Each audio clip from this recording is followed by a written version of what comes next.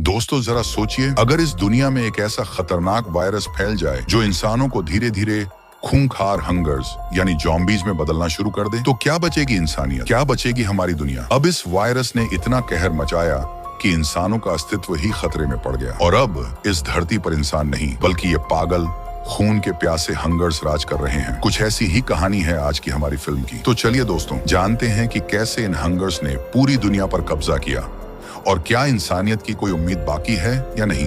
कहानी की शुरुआत होती है एक छोटी सी मासूम सी लड़की मेलेनी से, जो एक अंधेरे से कमरे में बंद है। वो बिल्कुल अकेली है, मगर जैसे ही उसे बाहर से कुछ सोल्जर्स की आवाजें सुनाई देती हैं, वो तुरंत जाकर एक खास सी चेयर पर बैठ जाती है, जैसे उसे सब पहले से पता हो। कुछ ही पलों में दो सोल्जर्स अंदर आते हैं और बिना कुछ कहे मेलेनी के हाथ, पैर और सिर को मजबूती से बेल्ट से बांध देते हैं। ये सब देखकर लगता है जैसे वो कोई आम बच्ची नहीं है, कुछ तो खास है इसमें। इसके बाद मेलेनी को बाहर लाया जाता है और वहां हम देखते हैं कि उसके जैसे कई और बच्चे भी हैं। सब बच्चों को एक एक कर क्लासरूम में ले जाया जाता है, मगर ये क्लासरूम किसी स्कूल का हिस्सा नहीं बल्कि एक आर्मी बेस के अंदर बना हुआ है। यहाँ हर बच्चा एक सेल में बंद रहता है, उन्हें बांध कर रखा जाता है और हर जगह गन पॉइंट्स तैनात हैं। अब क्लास में आती है एक टीचर, हेलेन नाम की एक महिला। बाकी सभी आर्मी ऑफिसर्स से अलग हेलेन के चेहरे पर दया और ममता साफ नजर आती है। वो बच्चों को प्यार से पढ़ाती है, कहानियां सुनाती है और उन्हें इंसान समझती है, जबकि बाकी सभी उन्हें एक खतरा मानते हैं। इन्हीं बच्चों में मेलेनी सबसे होशियार थी, सबसे तेज,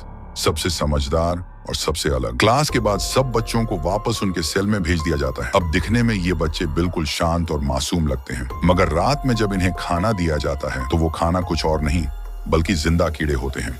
और ये बच्चे उन कीड़ों को इतनी भूख और मजे से खाते हैं कि देखकर रूह कांप जाए। अगले दिन फिर क्लास लगती है। बच्चों को कहा जाता है कि वो अपनी अपनी कहानियां लिखें। जब टीचर हेलेन पूछती है कौन अपनी कहानी सबसे पहले सुनाना चाहेगा, तो मेलेनी तुरंत हाथ उठाती है। हेलेन ने जैसे ही मेलेनी की कहानी सुनानी शुरू की, उसकी आंखों में एक चमक सी आ गई। उसे ये कहानी हमेशा से बहुत पसंद थी और मेलेनी वो तो थी ही सबसे अलग, सबसे खास। उसकी मासूमियत में कुछ ऐसा था जो सीधे दिल को छू जाता। कहानी सुनते सुनते हेलेन मुस्कुरा उठी और वो चलकर मेलेनी के पास गई। उसके सिर पर हाथ रखते हुए बोली, गुड जॉब मेलेनी। लेकिन तभी माहौल में तनाव घुल गया। कैप्टन पार्क तेजी से कमरे में दाखिल हुआ। उसकी आंखें संदेह से भरी थी। उसने हेलेन से पूछा, तुमने इस लड़की के चेहरे को छुआ? हेलेन चौंक गई, बोली, नहीं, मैंने सिर्फ उसके सिर पर हाथ रखा। तभी सर्जेंट पार्क भी वहीं आ गया। उसने कहा, हमें सबूत चाहिए, ये बहुत खतरनाक हो सकता है। फिर उसने अपने हाथ से सफेद सी कोई चीज पोंछी। दरअसल उसने एक खास क्रीम लगा रखी थी ताकि उसकी इंसानी गंध इन बच्चों तक न पहुंचे। अब उसने अपना हाथ धीरे से एक बच्चे के सामने कर दिया और कुछ ही पल में उस बच्चे का चेहरा बदलने लगा। उसकी आंखें लाल हो गईं, दांत किटकिटाने लगा। ऐसा लग रहा था जैसे वो किसी भी पल हमला कर देगा। वो अब इंसान नहीं रहा था, वो एक हंगर बन चुका था। धीरे धीरे क्लास के और बच्चे भी अजीब तरह से बर्ताव करने लगे। सर्जेंट पार्क ने फिर से अपने हाथ पर क्रीम लगाई और हेलेन से कहा, अब समझी क्या हो सकता है। ये कहकर वो वहां से चला गया। क्लास के बाद जब मेलेनी को उसकी सेल में ले जाया जा रहा था, तब फिर सर्जेंट पार्क आ गया। लेकिन इस बार मेलेनी ने उसकी आंखों में आंखें डालकर कहा, अगर मेरे पास एक डिब्बा होता जिसमें दुनिया के सारे राक्षस बंद किए जा सकते, तो मैं उसमें तुम्हें भी डाल देती और ढक्कन हमेशा के लिए बंद कर देती। ये सुनकर सर्जेंट पार्क का चेहरा गुस्से से लाल हो गया। उसने बिना मेलेनी के हाथ पैर खोले उसे उसी हालत में छोड़ दिया और चला गया। रात का सन्नाटा छाया हुआ था। हेलेन जब वहां से गुजरी तो उसे मेलेनी की हल्की सी आवाज सुनाई दी। उसने देखा मेलेनी अब भी बंधी हुई थी। आसपास कोई सोल्जर नहीं था। मजबूरन हेलेन को खुद ही अंदर जाना पड़ा। जैसे ही वो उसके पास पहुंची और उसके हाथ खोलने लगी, तभी मेलेनी की सांसें तेज होने लगी। हेलेन की बॉडी की खुशबू उसके अंदर कुछ जगा रही थी। वो खुद को रोकने की कोशिश कर रही थी पर नहीं रोक पाई।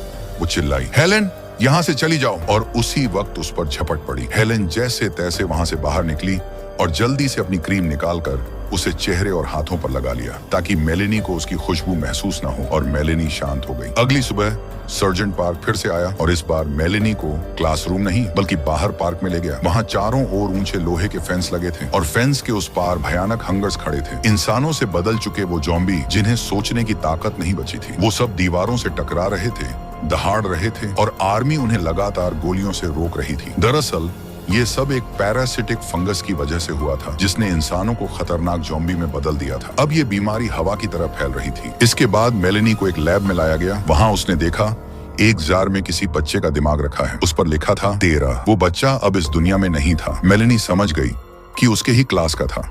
डॉक्टर कैरोलाइन और उसकी असिस्टेंट वहां मौजूद थी। वे मेलेनी को बेहोश करने के लिए इंजेक्शन तैयार कर रही थी ताकि उसका ऑपरेशन किया जा सके। लेकिन तभी जैसे ही वो इंजेक्शन देने ही वाली थी, दरवाजा जोर से खुला। वहां खड़ी थी हेलेन। उसने पास पड़ी गैस का सिलेंडर उठा लिया और डॉक्टर को घूरते हुए कहा, मेलेनी को छोड़ दो वरना अंजाम बुरा होगा। डॉक्टर लगातार हेलेन को समझाने की कोशिश कर रही थी, लेकिन हेलेन वो तो उसकी एक भी बात सुनने को तैयार नहीं थी।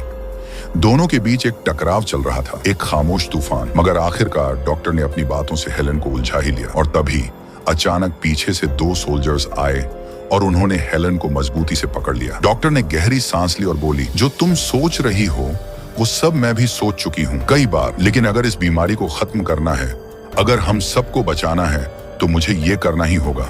मैं वैक्सीन बना रही हूँ। उधर मेलेनी को वहां से ले जाया गया, लेकिन कुछ देर बाद हालात एकदम से बदल गए। कई सारे ज़ॉम्बी उस इलाके पर टूट पड़े। सब कुछ बर्बाद होने लगा। अफरा तफरी मच गई। डॉक्टर की असिस्टेंट को एक ज़ॉम्बी ने काट लिया और फिर वो भी धीरे धीरे ज़ॉम्बी बन गई। डॉक्टर कैरोलाइन जैसे तैसे वहां से भाग निकली, लेकिन मेलेनी अब भी उस बेड पर बंधी हुई थी। वो हिल भी नहीं पा रही थी, लेकिन उसकी किस्मत ने उसका साथ दिया।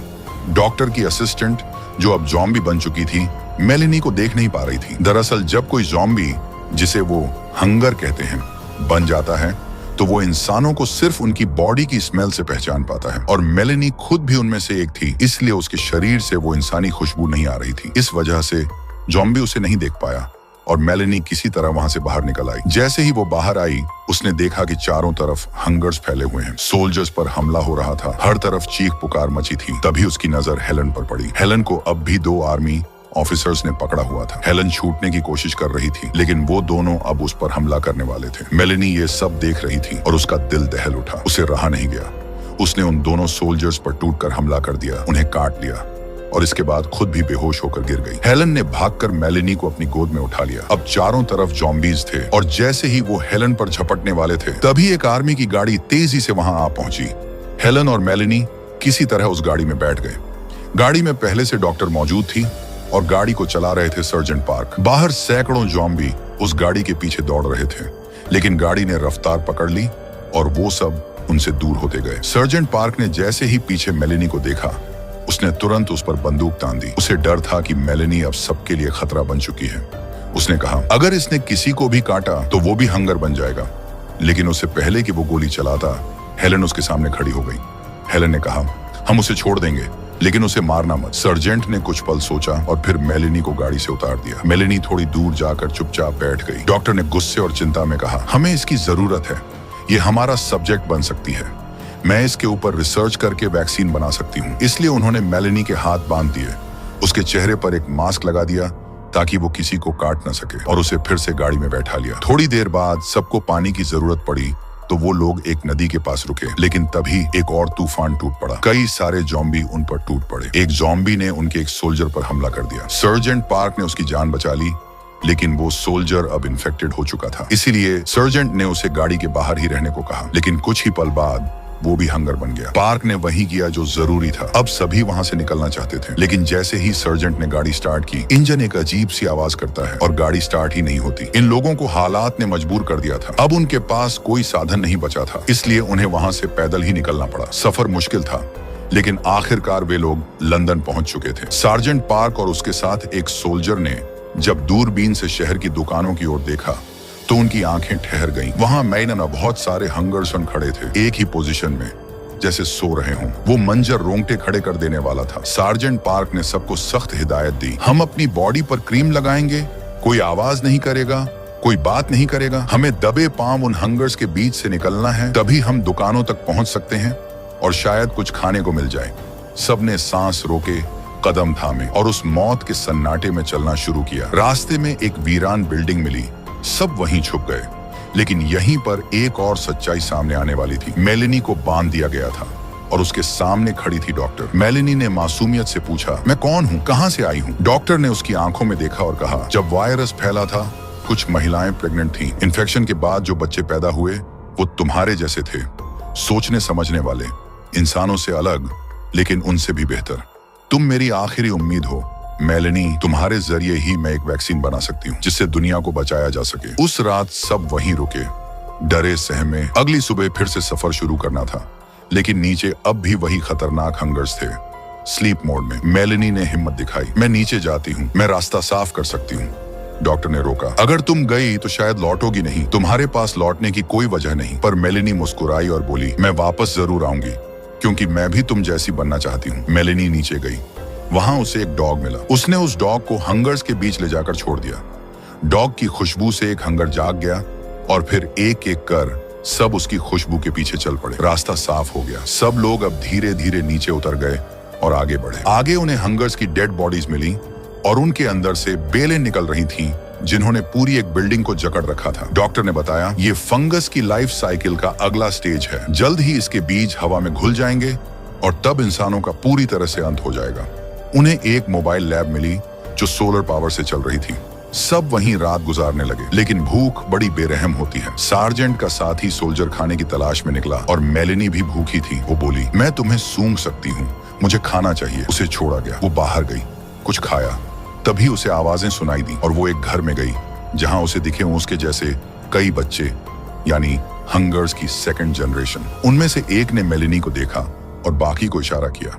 सब बाहर निकलने लगे। मेलेनी समझ गई कि ये बच्चे अब उस सोल्जर को मारने जा रहे हैं। वो भागकर सार्जेंट के पास आई और बताया, मेरे जैसे और बच्चे हैं और वो हमारे साथी को मारने जा रहे हैं। वो सोल्जर स्टोर में गया था और वहीं बच्चों ने उस पर हमला कर दिया। जब तक मेलेनी, सार्जेंट और डॉक्टर पहुंचे, बहुत देर हो चुकी थी।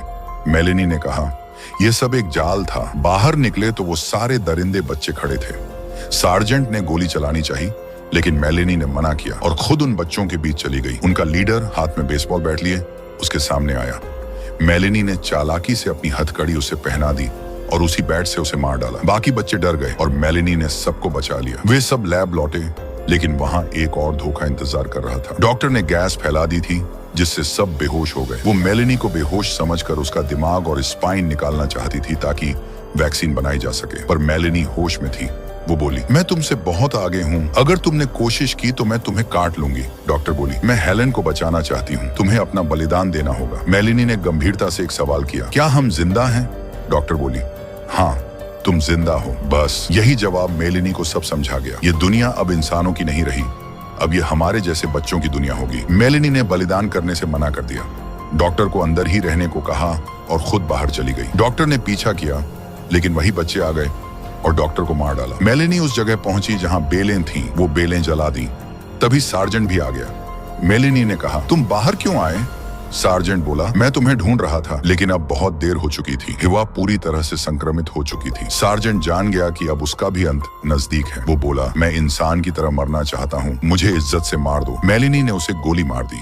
फिर दिखाया गया, हेलेन होश में आती है, बाहर का नजारा देखती है, सब कुछ खत्म हो चुका है। लेकिन फिर वो बच्चों को पढ़ाना शुरू करती है, जैसे उसने कभी मेलेनी को पढ़ाया था। उन बच्चों को बोलना, समझना, रहना सहना सिखाया जाने लगा, क्योंकि अब यह दुनिया उनकी थी, हाइब्रिड हंगर्स की, जो इंसानों से भी ज्यादा समझदार हैं। और यहीं पर यह कहानी खत्म होती है।